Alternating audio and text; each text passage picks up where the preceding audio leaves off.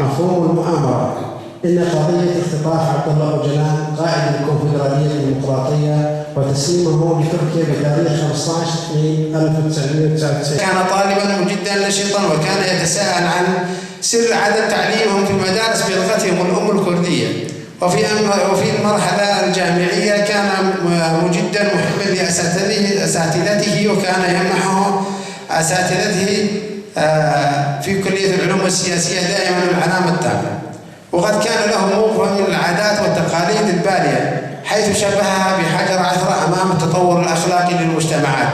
قضية العمل ويبذل الجهد في سبيل العائلة والقرية والمجتمع ومما تتميز به عدم قبوله للهزيمة والتراجع عن مبادئه. وبالنسبة لموقفه من الدين كان متمسكا بالدين. أسباب المؤامرة: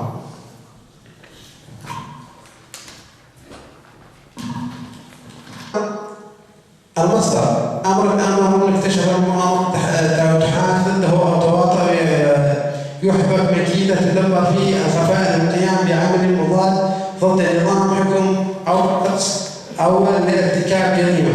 وإن التآمر بنظريه عبد الله أوجلان ما هي إلا حركة تتوحد فيها القوى التي تعدها قريبة مع القوى المضادة عن معرفة أو بغفلة في المراحل الاستثنائية للأحداث الاجتماعية.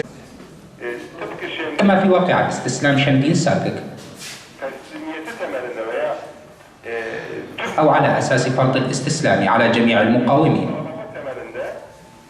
أيضا هناك العديد من الأحزاب المنظمة، لنأخذ حزب الرفاه عين الاعتبار وأربكان على سبيل المثال، أو لا أدري ما إذا كان صحيحا أم لا، رئيس بلدية اسطنبول الأخيرة،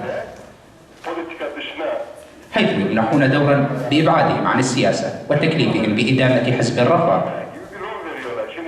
هناك سياسة متبعة على هذا الأساس في تركيا، وهناك سعي إلى إحقاق سلام مزيف على هذا الأساس، أي السعي إلى كسر المقاومة ومطاردة كل من هم خارج السيطرة، وإلباس أولئك المستسلمين المتخاذلين رداء الإسلام المزيف والكردية المزيفة.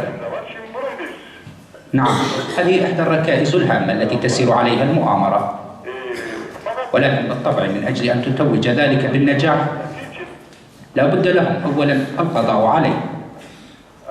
ولو نلاحظ سنجد أن المؤامرة تدار من قبل قيادة القوات الخاصة، ولأجل تحقيق هذه المؤامرة لا بد من بعض الجهود الدولية